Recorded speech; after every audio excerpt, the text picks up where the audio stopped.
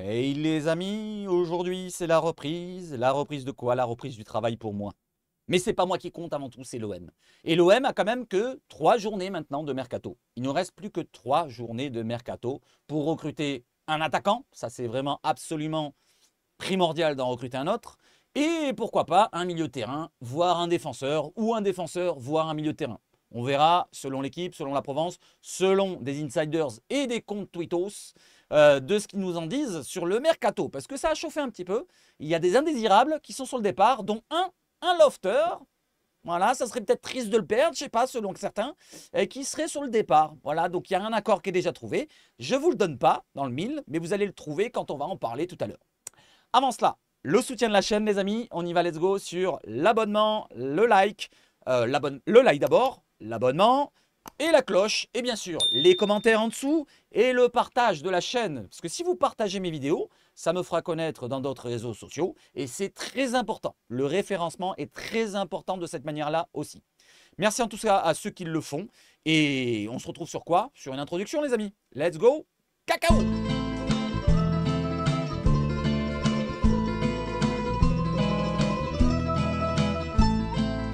Et on commence par quoi? Par la conférence de presse qu'on va vivre tout à l'heure. Quelle conférence de presse? Vous voulez me dire, il n'y a pas de match d'ici samedi? Mais non, c'est la conférence de presse de notre 10e recrue, Jonathan Rowe, qui est rentré face à Reims, qui a fait plutôt une intéressante entrée. Voilà, on ne va pas dire exceptionnelle, mais quand même, on a vu quelques qualités.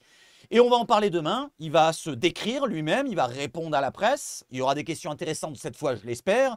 Et il sera avec Fabrizio Ravanelli. Et pas non plus, je me suis trompé d'image, mais c'est pas grave. J'ai mis Roberto De Zerbi, mais c'est pas grave. Ça sera Ravanelli qui sera à côté de Fabrizio, que de Jonathan Rowe. Donc à partir de 14h45, on se retrouve sur ma chaîne Twitch. Pour ceux qui veulent venir, n'hésitez pas à cliquer sur le lien en dessous. Il y a marqué Twitch, conf OM Seb. Et pour ceux qui veulent jouer aussi au championnat des étoiles, pour jouer avec une compo à créer soi-même, il y a aussi le lien que je mettrai dans la description. Le premier lien, vous cliquez dessus, comme ça vous êtes avec nous dans notre ligue, notre championnat des étoiles. Allez, on y va, let's go. Donc on se retrouve tout à l'heure, 14h45. N'hésitez pas à cliquer, abonnez-vous, mettez la cloche, c'est pareil, c'est gratos, c'est comme YouTube. Voilà, sauf que c'est que des lives. Et on fera des lives différents. Il n'y aura pas que de la conférence de presse, il y aura des lives, pourquoi pas tactiques, avec des personnes qui parleront avec moi en direct. On va mettre ça au point, je vais les contacter, comme ça sera bien ficelé pour toutes les rencontres ou pas loin de toutes les rencontres. Allez, on y va et on parle d'une autre rencontre. On parle d'une rencontre en amical. Non, c'est pas en amical, c'est pour la Ligue des Nations pour Pierre-Emile Højbjerg. Le Danois est appelé avec la sélection danoise et il sera capitaine. Il affrontera les Serbes et du côté de qui aussi? Les Suisses. Voilà, donc bonne chance à lui pour ces 2 matchs de Ligue des Nations. Et on voit que ça devient un joueur très important, même pour sa sélection. Donc il a repris le flambeau après le départ de Simon Kjær à la retraite. Et aussi, pourquoi pas, du gardien, je ne sais pas s'il est là, Kasper Schmeichel, s'il est là. Kasper Schmeichel qui avait aussi le brassard dernièrement. Donc c'est Højbjerg qui sera le capitaine. Ce rendez-vous donc entre la Suisse et l'autre match, c'est quoi? La Serbie. Voilà, donc bonne chance à lui. Une autre personne qui va aller aussi du côté de sa sélection, c'est Derek Cornelius. Et malheureusement, il manque un joueur dans cette sélection du côté du Canada qui affrontera les États-Unis, si je ne me trompe pas. Oui, les USA et le Mexique. C'est Ismaël Koné qui est absent. Et oui, parce qu'il est blessé. Il est blessé à la cheville et il n'est pas dans le groupe du Canada. Donc on va souhaiter qu'il se remette à 100% pour l'Olympique de Marseille. Je ne pense pas qu'il sera peut-être apte pour le match face à Toulouse. Peut-être, probablement, je pense, face à Nice. Donc après le match de Toulouse, il y aura une semaine de trou. Et ça sera 2 semaines après, contre Nice, qu'on se retrouvera vers le 15 septembre, si je ne me trompe pas. Et on se retrouvera en direct sur la chaîne, comme d'habitude. Donc Ismaël Koné, remets-toi comme il faut. Maintenant, partons sur des stats, les amis. Sur quels stats? Vous allez me dire, sur les stats du top scoreur de la Ligue 1. Malheureusement, Greenwood est le meilleur buteur, comme Barcola. Et c'est Barcola qui aura le top scoreur sur la nuque ou sur l'épaule ou je ne sais pas où. Comme il avait Luis Enrique sur la 2e journée. Cette fois, c'est Barcola avec 3 buts marqués qui sera donc le top scoreur. Malheureusement, pas de Greenwood. Peut-être la semaine prochaine. Parce que Greenwood, il va sûrement marquer. Voilà, faut pas déconner. Il va encore marquer 1 ou 2 buts face à Toulouse. Et il sera premier à ce moment-là. Voilà, donc ça on passe, next, et sur d'autres stats pour voir justement nos buteurs, nos joueurs qui sont impliqués sur tous les buts. Voyons ensemble, implication des joueurs dans les buts olympiens selon Stats OMP. Très très bon site, franchement, très très bon compte, je vous le conseille. Donc les buts sont en bleu foncé, les avant-dernières actions C'est pas forcément une passe, ça peut être aussi un tir contré, ça peut être aussi, je sais pas, une action avant un but. Et l'avant-dernière action, c'est-à-dire avant-dernière action, c'est-à-dire avant une passe décisive, il y a une autre passe avant, ça sera cette action-là en blanc. Donc on voit que Wai, il a une avant-dernière action, c'est sur le fameux penalty que tire Greenwood du côté de Brest. C'est Wai qui fait la passe à Harit qui se fait pousser dans le dos. Donc c'est pas la dernière action, puisque Harit fait la dernière action, il obtient le penalty. C'est la passe avant le penalty, c'est Wai qui l'a fait. Et le but sur le penalty obtenu par Greenwood à l'inverse. On continue. Greenwood, justement, comme je le dis, 2 avant-dernières actions, comme le but qu'il obtient, le penalty qu'il obtient. Et l'autre, je ne sais pas c'est laquelle, mais c'est pas grave. Pour la dernière action, sinon, c'était quoi ça? Le 1, eh ben, c'est le penalty qu'il obtient pour justement Eli Wai, si je ne me trompe pas. Pour les 3 buts, vous les connaissez. Pareil pour Enrique, il a été sur les 2 buts face à Reims finalement, sur les avant-dernières actions. C'est lui qui décale Merlin quand il va centrer sur Amin Harit sur le premier but, et c'est lui qui décale encore Merlin quand il va frapper, contré par le gardien, et la tête de Greenwood. Enrique, les 2 buts du côté de Brest. Le but de Harit contre Reims, les 3 passes décisives, non, 2 passes décisives ou 3? Il a 2 passes décisives. Et la dernière action, c'est peut-être, je sais pas. Ah, il obtient le penalty pour Greenwood. Voilà, et Merlin qui fait une frappe sur le but de Greenwood et la passe décisive sur le but d'Harit contre Reims pour Merlin. Voilà tous les joueurs concernés sur les buts. Passons sur d'autres stats, les amis, et on va aller sur le mercato, vous inquiétez pas. Voilà, installez-vous, prenez le café ou le thé. Voilà, moi, par rapport à vous, je bois un petit thé glacé. C'est très très bon. Et j'enchaîne. Là, c'est les grosses occasions de but sur les top 5 championnats. Sur le Big Five, championnat anglais, allemand, espagnol, italien et français. On voit que la première équipe, c'est Paris. 17 quand même grosses occasions. C'est énorme quand même en 2 rencontres. Et l'OM a 10 occasions en 2 rencontres. C'est énorme. Et ils sont deuxième à égalité avec Liverpool, Barcelone, devant l'Atalanta Bergame, devant l'AS Monaco, Lens, Tottenham, Inter et Torino. Vous avez le descriptif, je vais vous le lire, comme ça vous savez un petit peu à quoi ça consiste, ces stats-là. Le coach doit faire en sorte que son équipe puisse se procurer des situations favorables pour marquer. Voici ces équipes qui s'en sont procurées le plus pour le moment dans les 5 plus grands championnats. Premiers championnats, pardon. Calculé par Opta, c'est les stats d'Opta, il s'agit de situations où l'on peut raisonnablement s'attendre à ce qu'un joueur marque, par exemple des tête-à-tête, comme il le dit là, face à face avec le gardien, comme Wai, qui a eu quand même des grosses occasions. Avec le gardien, avec une trajectoire claire vers le but et une pression faible à modérée sur le tireur. Les tête-à-tête, bout portant et les pénaltys sont également inclus. Tous les buts ne sont pas des grosses occasions. Il y a l'idée que ce soit assez simple de marquer. Donc toutes les occasions qu'a eu Amin Harit, j'allais dire, Wai contre Reims, les 3 fameuses très grosses occasions, ça concerne sur les 10 qu'on a eu. Voilà. Allez, on enchaîne maintenant et on voit que donc on se crée beaucoup d'occasions. Et quand ça va rentrer, eh ben, on sera peut-être un peu mieux sur le classement. Pour l'instant, on est au début du championnat, il ne faut pas s'inquiéter. Les milieux, actions progressives en Ligue 1, saison 2024-2025. Il y a les passes progressives d'un côté et les courses progressives de l'autre. On voit que Pierre-Emile Højbjerg est 1, 2, 3, 4, 5, 6e.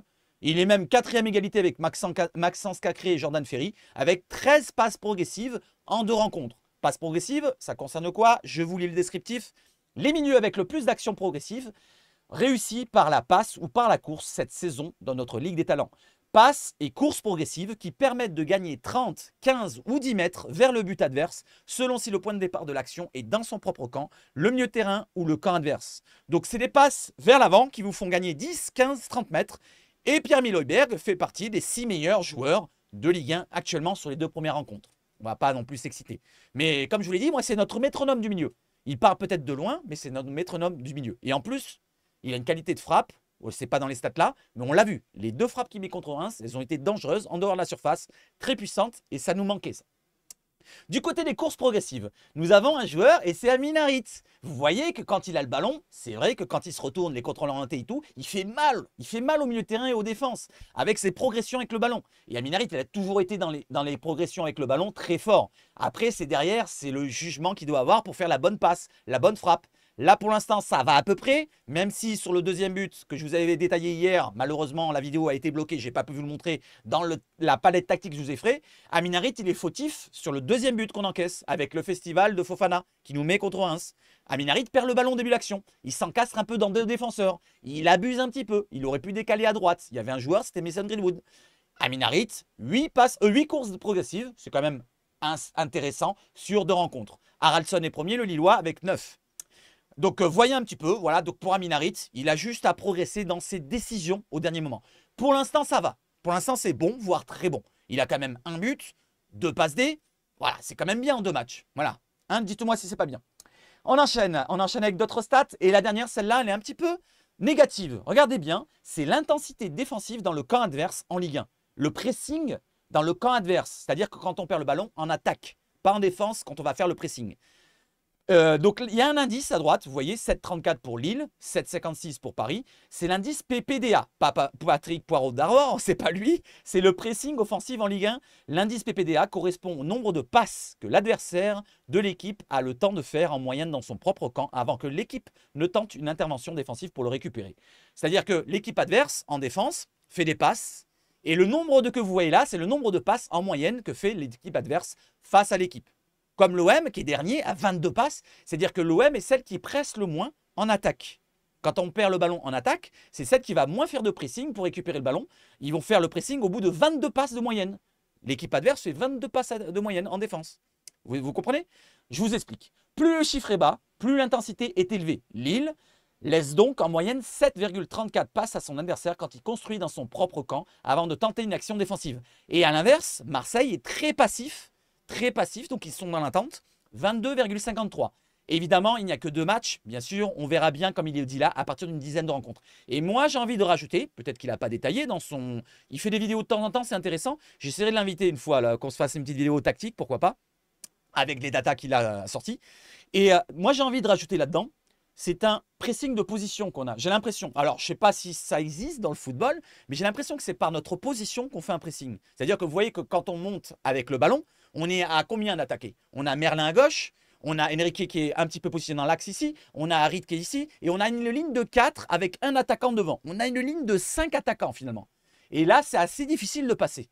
J'ai l'impression que c'est plus un pressing par position, avec une ligne de 5 devant la défense, qu'on essaie de récupérer le ballon sans forcément faire l'effort défensif d'aller faire le pressing. Après, quand on sera un petit peu amené à avoir plus d'automatisme et peut-être plus de physique, parce que là, je trouve qu'on manque un peu de physique en début de saison, voilà, comme le trou qu'on a eu face à Reims, j'ai l'impression que c'est plus physique que psychique, comme il a dit De Zerbi. Peut-être que ça ira mieux et peut-être qu'on fera plus de pressing. Et d'ailleurs, n'oublions pas ce qu'il a dit après le match de Brest, Roberto De Zerbi. Il s'est plaint de ses attaquants, voilà, qui, quand il perdait le ballon, il faisait peut-être pas, il n'a pas dit des efforts, mais il l'a plus ou moins fait entendre qu'il pourrait, pourquoi pas, faire des efforts défensifs. Plus ou moins. Voilà, je ne vais pas dire qu'il a dit directement, mais de ce qu'on entend, il réclamait un petit peu des attaquants. C'est bien qu'il se procure des occasions, c'est bien qu'il marque des buts contre Brest, mais il faut parfois, voilà, aider sa défense, son milieu de terrain. Voilà, comme ils sont submergés par une vague, pourquoi pas venir faire un gros tacle, ici et là, récupérer un ballon, le mettre en touche, ici et là. Ils l'ont fait un petit peu plus contre Reims quand on est en difficulté, mais ça a pêché par orgueil et par humilité quand on a encaissé les 2 buts parce qu'on voulait garder le ballon. Ça, c'est autre chose, c'était les défenseurs. Voilà plus ou moins pour le pressing des attaquants, les amis, surtout. Allez, on enchaîne maintenant avec les nouvelles. Et la nouvelle pour l'arbitre, Madame Frappard, Stéphanie de son prénom, est désignée arbitre principal pour le Toulouse OM. Alors, dernièrement, il y avait eu un Toulouse OM où je me souviens qu'il s'était passé un truc, c'était qu'il y avait un but qui était accepté où il y avait Sanchez qui était devant le gardien, il gênait le gardien sur le tir. Et je croyais qu'il avait été signalé hors jeu ou qu'il y avait faute pour position et tout, machin. Finalement, non, il avait accepté. J'étais content et on avait gagné cette rencontre. C'était à l'époque où il y avait Tavares, c'était Tudor, avec Tudor. On avait gagné 3-2 là-bas. L'année dernière, je crois qu'on fait 2-2 où on est mené, il me semble. C'est ça, c'est ce match-là où Moumbagna fait une retourne acrobatique. Si je me souviens bien, c'est ce match-là où Strasbourg peut-être se confond. N'hésitez pas à me dire si je me trompe. Et dernièrement, pour les matchs qu'on a été arbitrés par Madame Frappard, on en a eu 2 dans la carrière où on en a arbitré que 10 fois, 11 fois, et on a gagné les 2 matchs. 7 victoires, 3 nuls et 1 défaite pour les 11 rencontres arbitrées par Madame Frappard. 19 buts pour l'OM, 7 buts encaissés. 20 cartons rouges, 20 cartons jaunes, pardon, ça fait beaucoup rouge. 21 cartons jaunes pour l'OM, 21 cartons jaunes pour les adversaires, 1 carton rouge pour l'OM, je ne me rappelle plus quel match. Le dernier match arbitré, c'est contre Lille. Le fameux match contre Lille, c'est quoi? Le 4 novembre, Rongier se blesse. Voilà. Est-ce qu'elle va nous porter la guine pour que Rongier rentre sur le terrain et se reblesse? Je ne l'espère pas, je touche du bois. Voilà l'arbitrage et on en parlera plus précisément en avant-match quand je vous ferai la vidéo. Allez, on enchaîne. On enchaîne sur le quoi? Sur le mercato, les amis. Changement de date concernant la fermeture du marché des transferts côté Arabie Saoudite. Dernièrement, je vous avais dit, je vous avais mis cette petite affiche ici, où j'avais mis Arabie Saoudite 6 octobre pour la clôture de leur marché. Ce n'est plus le 6 octobre, ils ont avancé. Les derniers jours, là, c'est sorti, je ne sais pas pour quelle raison. Du côté de l'Arabie Saoudite, au lieu de fermer ses grilles le 6 octobre, comme indiqué sur l'affiche, le marché des transferts saoudiens va se clôturer le lundi 2 septembre. Lundi prochain qui arrive. Ça va très vite. Donc on n'aura plus de solution pour l'Arabie Saoudite pour exfiltrer nos lofters. Je vais boire un petit coup. Donc attention les amis, il faut trouver des solutions pour les faire partir. Et justement des solutions, on va en trouver juste derrière. Attendez, hop, on y va. La Lazio et le Torino évaluent la situation de Samuel Gigot et celle de Chancel Mbemba, selon David Longari, journaliste italien. Première information, et ça continue sur la même information, venant d'un autre média, d'un autre journaliste, et c'est Matteo Moretto, le pote de qui? Le pote de Fabrizio Romano, le goth. Et il nous dit quoi? Accord entre l'OM et la Lazio. Donc c'est lui le lofter qui est sur le départ les amis. Le fameux Avignonnet. Est-ce qu'il va accepter d'aller à la Lazio? Est-ce que la Lazio c'est assez grand pour lui ou c'est trop petit pour lui? La Lazio, pour moi, je trouve que c'est peut-être trop grand pour lui. Après, je peux me tromper. Peut-être qu'il va s'imposer. Je l'espère pour lui qu'il va avoir du temps de jeu.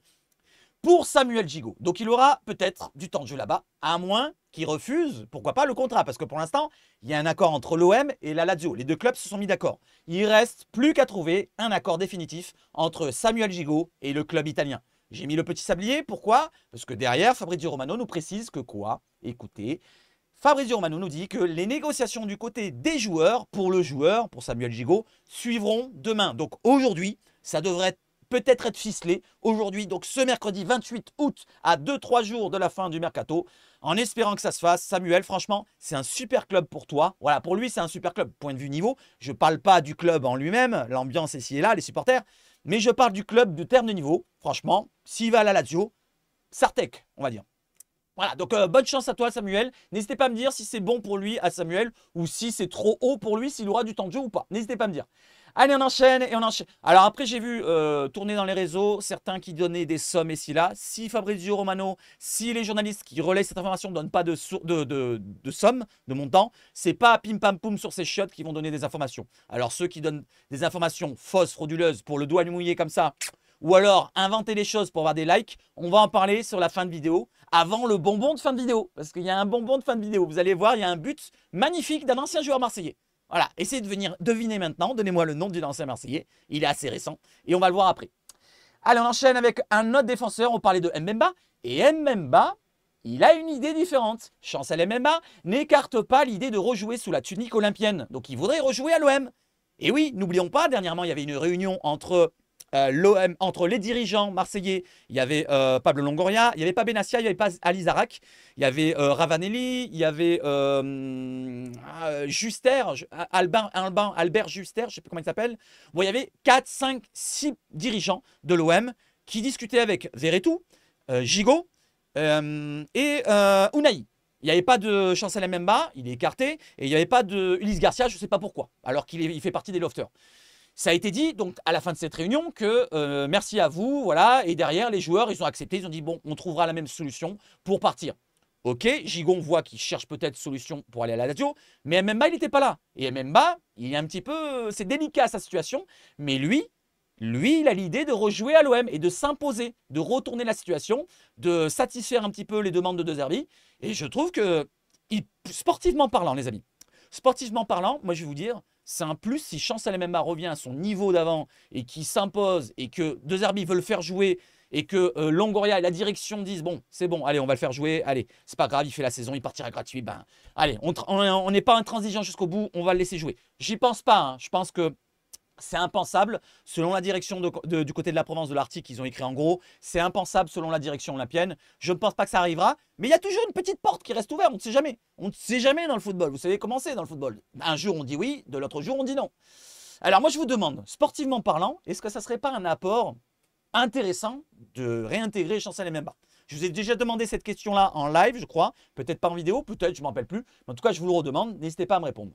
Et je continue. En respect de la charte du football français, il devrait, c'est pas grave, être réintégré au groupe professionnel au retour de ses matchs en sélection avec sa République démocratique du Congo. Il a 2 matchs à jouer, il reviendra début septembre et il sera réintégré au groupe pro avec les autres joueurs, il s'entraînera avec. C'est pas dit qu'il sera intégré dans le groupe, dans l'effectif quand ils joueront les matchs. Ça, c'est pas obligatoire, mais au moins il s'entraînera avec eux. Et si De Zerbi voit du coin de l'œil Il dit, putain, il est fort lui, Chancel Mbemba, il est plus fort que mes défenseurs. Ouais, tu vois, Chancel, viens là, je m'en fous de ce qui se dit là. Allez hop, viens là, viens jouer. On sait jamais. Hein. Au bout d'un moment, le sportif, ça compte avant tout ou pas? Moi, je m'en fous des intérêts de ci, de là. Ce qui m'intéresse, c'est au bout du compte, les résultats au bout du compte, bien sûr, les trophées, c'est ce qui m'intéresse. Moi, c'est le club. Et après, bon, si on en passait par là, eh ben, on en passera par là. On l'a recruté combien? On l'a recruté gratuit, il est venu gratuit. Donc, s'il repart gratuit, bah, on perdra l'argent qu'on a investi sur lui, sur le contrat, la prime et la signature. Oui, il y aura quelques millions de perdus. Mais il nous a rendu des services sur les 2 ans, plus cette année s'il joue continue. Bah, je dis ça, c'est vraiment un scénario peu probable, hein, très très improbable même. L'OM le valorise à 8 millions d'euros. On a entendu 6 millions d'euros dernièrement du côté de l'Italie, mais du côté de la France, de la Provence, ils disent 8 millions d'euros.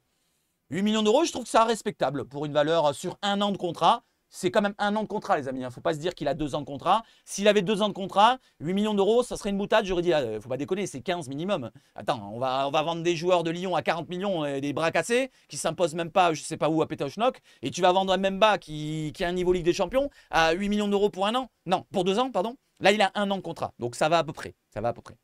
Allez, j'enchaîne, les amis. J'enchaîne justement avec un autre joueur qui est évalué à peu près à 6-8 millions d'euros. 8 millions d'euros exactement. C'est Verretou. L'OM demande 8 millions d'euros pour Jordan Verretou qui est courtisé par Rennes. Il est intéressé par le projet de Rennes. Il veut aller pourquoi pas à Rennes. Mais il y a un hic, c'est le côté salaire. Voilà, le hic c'est le côté salaire. Et aussi, là, les 8 millions d'euros, ça pose problème à Rennes. Parce qu'ils peut-être ils estiment qu'ils veulent le recruter combien? 5 euros? 6 euros? Non, non. Verretou, international français, il n'y a pas si longtemps que ça, c'est 8 millions d'euros pour 1 an. Là, je suis intransigeant, il ne faut pas déconner. International, les amis. Voilà, il a peut-être 30 ans, 31 ans, mais quand même, l'année dernière, il était pas mal. Hein, comme Chancel et Mbemba, ils étaient pas mal, les joueurs. Il ne faut pas non plus les brader parce que Rennes le veut. Non, non, Rennes, si vous le voulez, c'est 8 millions d'euros. Basta. Après, le salaire, vous vous démerdez avec lui. Je ne sais pas s'il veut venir chez vous. Si vraiment il veut venir chez vous, qu'il est intéressé par le projet, il viendra. Voilà, vous lui proposez un petit peu moins qu'à l'OM, parce qu'il aura moins, forcément. Rennes, c'est en dessous en termes de salaire. Mais voilà, donc le problème, ça serait le salaire pour Jordan Verretou. Et voilà où on en est. Et lui, il est intéressé pour y aller. Mais c'est le salaire, surtout, qui pose problème. Et aussi l'investissement sur le transfert. Voilà, moi, je trouve que là, 8 millions d'euros pour 1 an de contrat, c'est comme Chancel Mbemba, c'est une somme correcte. Parce que n'oublions, c'est 1 an de contrat, les amis. Pour l'instant, il n'a qu'1 an de contrat, Jordan Verretou. Il pourrait avoir 2 ans de contrat s'il fait 50% du temps de jeu de la saison. S'il fait, par exemple, dans le temps de jeu total de la saison sur la Coupe de France et le championnat, c'est 5 000 minutes, on va dire. Sur 5 000 minutes, il fait 2 500 minutes. Eh bien, il aura une année option en plus qui se lève directement. Donc, il sera en contrat jusqu'en 2026, directement, automatiquement. Voilà les amis, pour Jordan Verretou, n'hésitez pas à me dire si Rennes est un bon club pour lui. Si vous voulez absolument qu'il aille du côté de Rennes pour se débarrasser de lui, moi je vais vous dire, c'est pas on va renforcer un concurrent, c'est qu'on va se délester et qu'on va récupérer de l'argent pour investir sur un autre joueur. Parce qu'il nous faut absolument combler cet effectif qui nous manque. Il nous manque, moi je vous ai dit, un attaquant de pointe, un milieu de terrain, un arrière gauche, un arrière droit qui serait, pourquoi pas, comme un petit peu Meïté ou comme Murillo qui pourrait repiquer dans l'axe, et un latéral gauche pour concurrencer Merlin et même pour le remplacer de temps en temps. Parce que Merlin, il a personne. 4 joueurs pour moi, minimum. Et encore, j'ai presque envie de rajouter un défenseur central pour le niveau, pour remonter le niveau. Ça ferait 5 joueurs pour moi, vraiment parfaitement, pour avoir un effectif bien, nickel. 4, ça serait bien, très bien même, je vous l'ai dit. 3, on commencerait à être dans le correct. 2, insatisfaisant pour moi, et 1 complètement insatisfaisant, et 0, ben, déçu, déception. Voilà donc pour ma part, n'hésitez pas à me dire ce que vous en pensez. Allez, on part maintenant sur les recrutements. 2 renforts espérés d'ici la fin du mercato selon l'équipe. 2 pour moi, c'est moyennasse comme je vous l'ai dit. Hein. En tête de liste, Neal Maupay, donc l'attaquant d'Everton, le profil qui plaît le plus à la direction olympienne. Everton ne veut qu'un transfert sec. Alors j'ai entendu parler de 6 millions d'euros à droite à gauche. Je ne vais pas le relier parce que c'est des comptes que je ne suis pas sûr. Donc on parle de 6 millions d'euros à peu près pour 1 an de contrat. Je pense que c'est valable aussi pour 1 an de contrat. Pour un attaquant, c'est différent. Défenseur, milieu, attaquant, c'est différent. Et surtout première ligue. Tendance à surpayer leurs joueurs, survendre leurs joueurs. Donc Neal Maupay, 6 millions d'euros peut-être qui réclame du côté d'Everton, alors que l'OM ne peut pas se le permettre. Pour l'instant, on ne peut pas investir 6 millions d'euros. Et c'est pour ça que je vous ai dit, si on vend un joueur comme Verretou, 8 millions d'euros, on pourrait recruter un Neal Maupay, investir, pourquoi pas, 6 millions d'euros si c'est cette somme-là, ou 5 millions. Et ça serait intéressant d'avoir un joueur remplaçant. Je ne vais pas vous dire que c'est le meilleur attaquant que j'aurais espéré avoir, parce que tout à l'heure, juste après, on va voir une information qui est sortie de les côtés de l'équipe. intéressante, même si c'est vraiment qu'un faible intérêt. Moi, pour moi, je préférais l'autre joueur qu'on va voir après.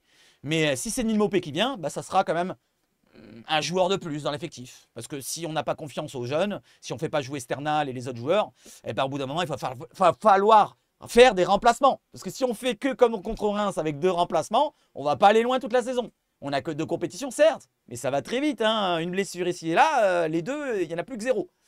Allez, on enchaîne. Et Kylian Sildia pour concurrencer Murillo. Mais Kylian Sildia, j'avais pas la place de le marquer. J'ai pas la pastille, je suis pas un compte breveté ou je sais pas comment on dit, la certifié, breveté. Et Kylian Sildia ne sera recruté qu'en cas de départ de Bamo Maïté. Lirola, pourquoi pas. Je pense que Lirola, c'est côté gauche, comme on a dit dans mes messages tout à l'heure, dans la dernière vidéo. Donc ça sera probablement sur un départ de Bamo Maïté. Ou pourquoi pas d'Aminarit. Hein. Attention, Aminarit, c'est pas dit qu'il parte pas. Hein. N'oublions pas le sujet Aminarit que je vous ai fait il y a quelques jours. Aminarit, il est considéré comme un numéro 10, oui. Mais il y a Ismaël Koné qui est considéré comme un numéro 10 selon les médias et De Zerbi, c'est ce qu'il dit. Je ne sais pas si c'est vrai ou pas. Et Carboni, en termes de numéro 10. Alors attention qu'Aminarit aussi, il ne serait pas dans la charrette. Moi, j'aimerais pas. Hein. Moi, pour l'instant, le Aminarit qu'on voit là, il peut nous apporter toute la saison, avec la concurrence derrière qui va le booster, qui va lui pousser au cul. Parce que c'est ce qu'il lui faut, Aminarit. Il lui faut de la concurrence. L'année dernière, il n'en avait peut-être pas assez. Cette année, il en a peut-être un peu plus. Avec un jeune Carboni, un Koné qui sera peut-être plus fort que lui, ou au même niveau, je ne sais pas, un autre style. Mais il lui faut de la concurrence. Et avec un nouveau coach comme De Zerbi, ça peut matcher. Avec un nouveau coach, des autres concurrents, ça peut matcher. Allez, donc Sildia ne viendra que si Bamo Maïté vient. Sildia qui a un profil un petit peu particulier et qui pourrait jouer côté droit et dans l'axe de la défense. Un petit peu comme, j'arrête pas de le dire, Pavard. Vous voyez le style Pavard? Pavard, il peut jouer à droite en latéral, il peut jouer dans l'axe, dans la défense. Voilà. C'est un joueur de ce style-là, physique, imposant, un petit peu... Pavard aussi très grand. Mais je ne vais pas comparer tout le temps à Pavard, mais j'ai celui-là qui me vient en tête tout de suite là.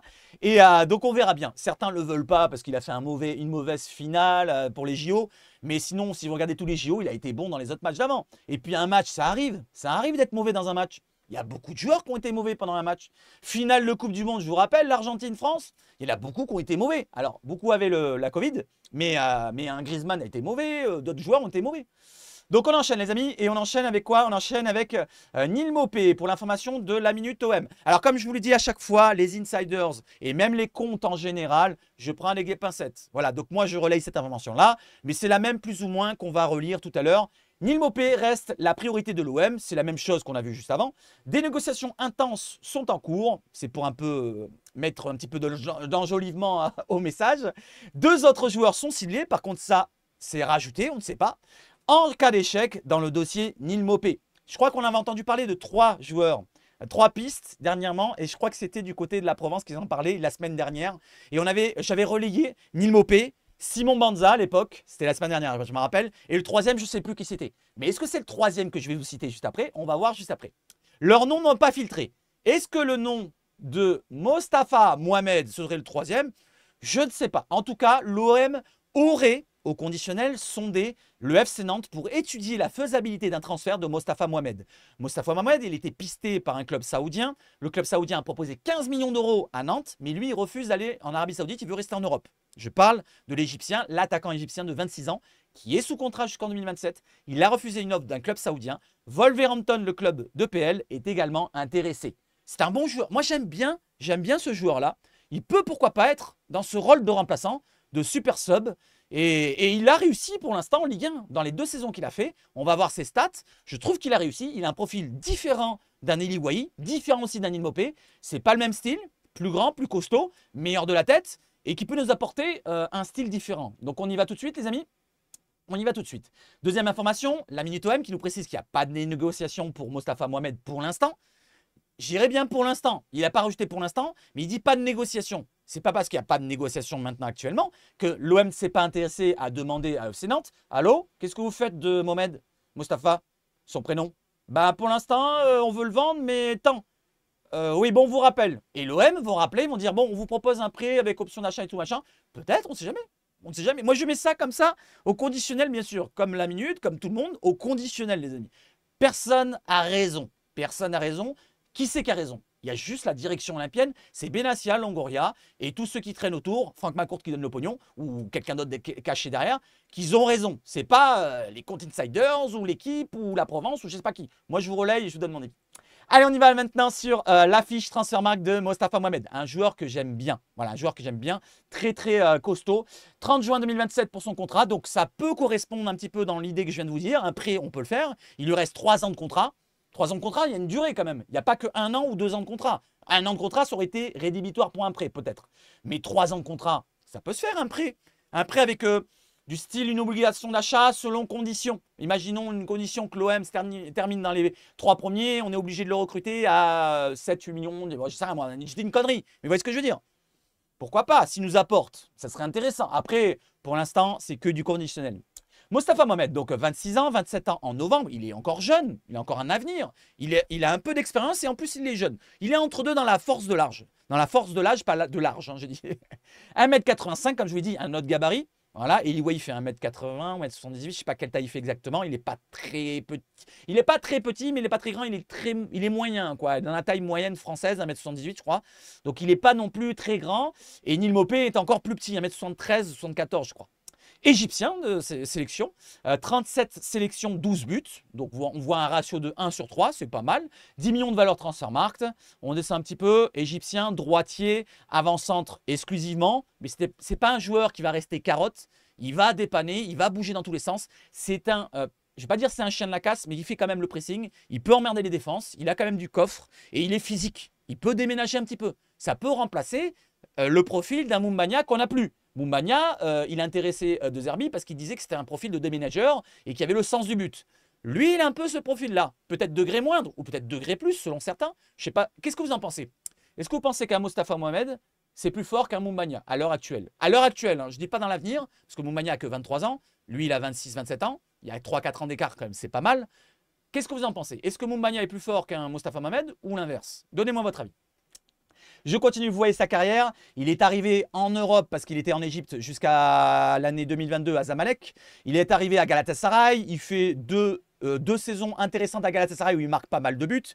Il est recruté par le FC Nantes d'abord en prêt payant, ensuite en achat direct avec 6 millions de valeur à peu près, à sa valeur où ils l'ont acheté. Et maintenant, il a monté sa valeur avec 2 saisons qui ont été correctes. On regarde ces 2 saisons pour voir un petit peu ses stats. La saison dernière, il fait 29 matchs, mais il fait que 29 matchs avec 2000 minutes. Hein. C'est la moitié du temps pratiquement préconisé pour 30 matchs environ, parce que c'est 30 matchs on va dire. Donc en gros, il marque 8 buts avec une quinzaine de matchs si on prend l'ensemble du temps de jeu. 15 matchs pour 8 buts, 2 passes D. C'est correct pour un attaquant qui rentre en cours de jeu. C'est un attaquant qui était remplaçant même à Nantes pendant un moment. Parce qu'il y avait Ablin, je crois, qui avait été recruté et qui avait performé en fin de saison et il n'avait plus de temps de jeu. Je continue, la deuxième saison derrière, hop, on regarde la première saison du côté de Nantes. Regardez qu'il a même plus marqué, je crois, sur la première saison. Il avait plus joué. Il avait joué 51 matchs, parce qu'il y avait l'Europa League du côté de Nantes. 11 buts, 5 passes D, pour une première saison en Ligue 1. Voilà, vous dites, oh, c'est pas beaucoup. Première saison en Ligue 1. C'est quand même intéressant, les amis. Moi, je vous dis, ce joueur-là, il vient en tant que remplaçant. Je ne suis pas déçu. Je ne suis pas hypé non plus. Je préfère encore un niveau supérieur. Mais moi, il m'intéresse, ce joueur. J'aime bien ce profil de joueur. Je continue justement pour faire la comparaison entre Neil Maupay et Mostafa Mohamed. Vous voyez, il y a 2 graphiques différents avec le jeu aérien. Vous voyez la pointe basse en bleu, c'est bien sûr Mostafa Mohamed, 1m85. Je vous l'ai dit, Neil Maupay est beaucoup plus petit. Et on voit qu'il y a une grosse différence dans le jeu aérien, ce qu'on n'a pas forcément dans notre effectif. Qui peut mettre des têtes en attaque, je parle? Qui peut mettre des têtes, à part Greenwood? Mais Greenwood ne va pas centrer pour sa tête, à moins que ce soit Merlin de l'autre côté qui centre pour la tête de Greenwood. Et lui, voyez, je peux mettre des têtes des fois. Mais point de vue défense, si on lui met des 1,95 comme la dernière fois, les Rémois face à lui, il sera ridicule. Alors qu'un petit Nantais de 1m85 costaud, les Égyptiens de sélection, bon ça veut rien dire mais bon c'est pas grave, eh ben il est costaud, il peut déménager, il peut pourquoi pas s'imposer dans le jeu aérien. Il est très fort dans le jeu aérien. Après, dans le reste, voilà, 1 degré moindre qu'un Neil Maupay qui bouge peut-être plus, voilà, qui va plus chercher les ballons. Passe reçue, il en a plus pour Neil Maupay qui va faire plus d'appels peut-être par rapport à son physique. Voilà, plus facile de bouger un petit corps de 70 kg plutôt qu'un corps de 80 kg. Voilà, faut comparer aussi. Expecting assist, donc dans les passes décisives, plus des passes décisives du côté de Neil Maupay, Dans les expected, c'est pas dire qu'il efface. Dans les passes, dans la surface, un poil plus Brandon Mopé, mais c'est équilibré. Les expected goals, au total, on a l'avantage léger du côté de Mostafa Mohamed. Et dans les expected goals sans penalty, du côté de Neal Mopé. Voilà, donc sinon, dans les actions d'attaque, on est plus du côté de Mostafa Mohamed. Voilà, donc on peut dire que c'est deux profils différents. Et moi, je vais vous dire, si on doit prendre un profil qui ressemble à Eli Wahi, on prend Neal Mopé. Là, si on veut vraiment un profil à la Eli Wahi, on prend Neal Mopé, ça sera plus ressemblant. Mais si on veut un autre profil, Mostafa Mohamed. Voilà, ça c'est mon avis. N'hésitez pas à me dire si vous voulez Mostafa Mohamed. Allez, on continue avec un joueur qui ne viendra pas à l'OM. Et c'est dommage, les amis, c'est dommage. Rumeur, duel entre l'OM et la Fiorentina, Yacine Adli qui semble toutefois très proche de la Viola, prêt avec obligation d'achat entre 13 et 15 millions d'euros. C'est cher quand même. Et derrière, confirmation, Yacine Adli a dit oui à la Fiorentina.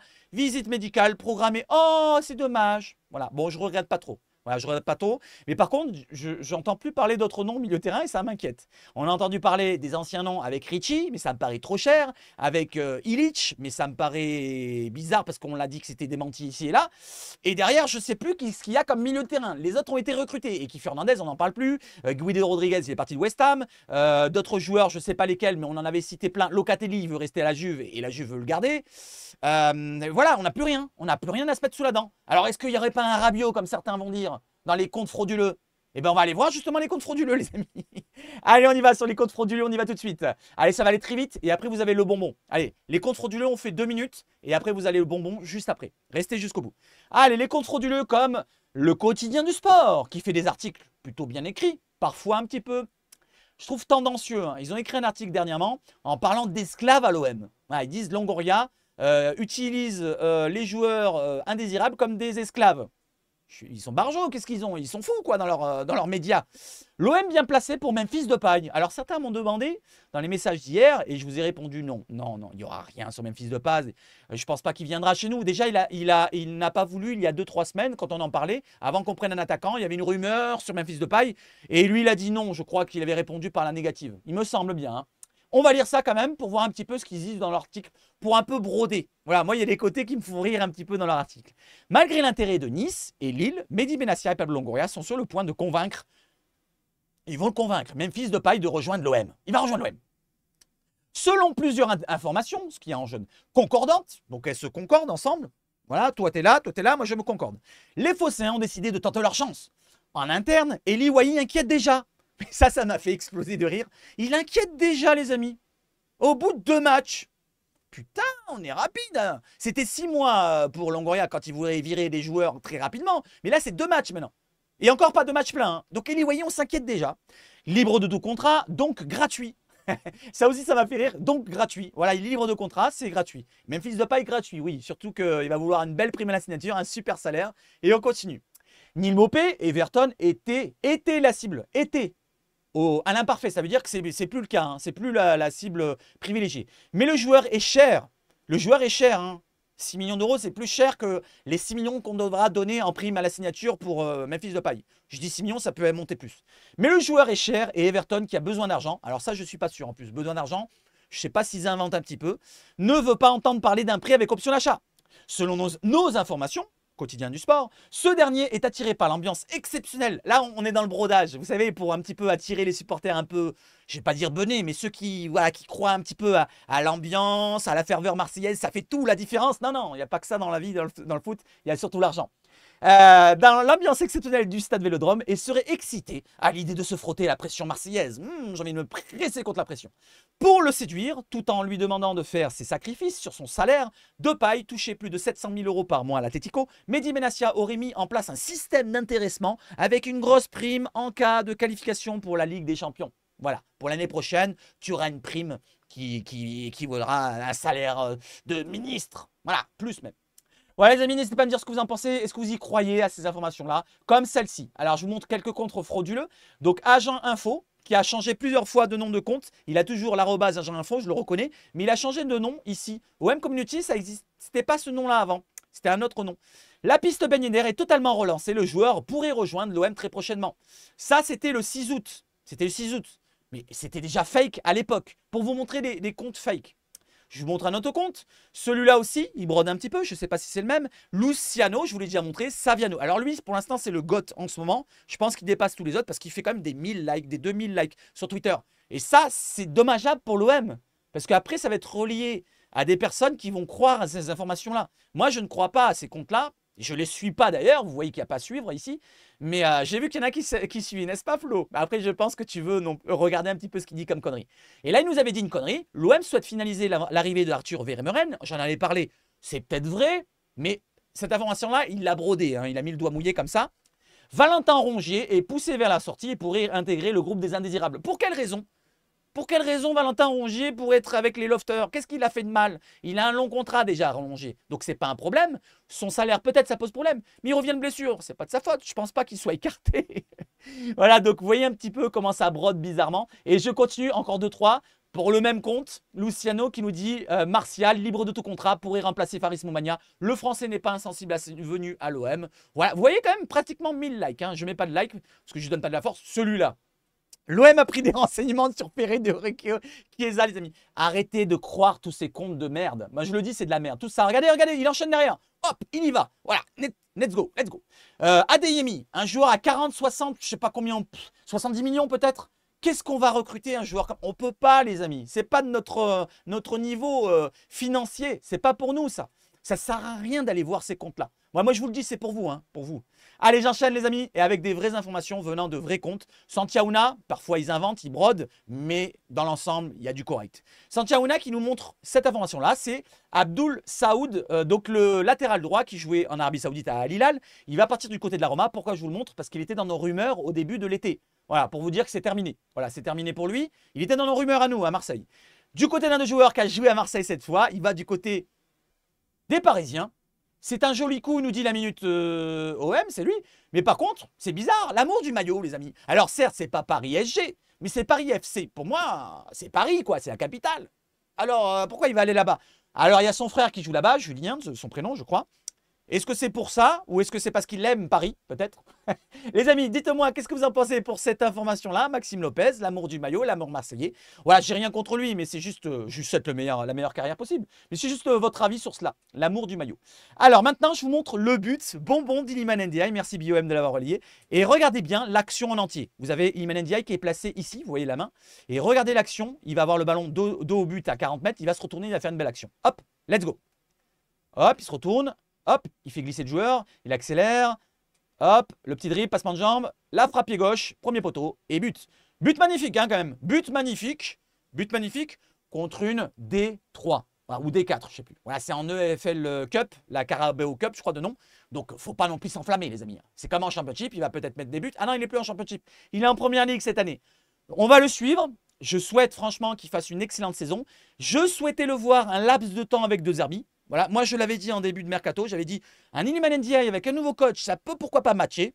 Malheureusement, il n'est pas resté. Donc je lui souhaite la meilleure carrière possible en Angleterre. S'il y arrive, c'est tant mieux pour lui. S'il n'y arrive pas, ben, on aura eu raison de s'en séparer. Malheureusement pour lui, pour tout le monde. Ou heureusement pour nous. Voilà, on s'en séparera à juste titre. Voilà les amis, je pense que j'ai terminado cacao. On va rafraîchir la page.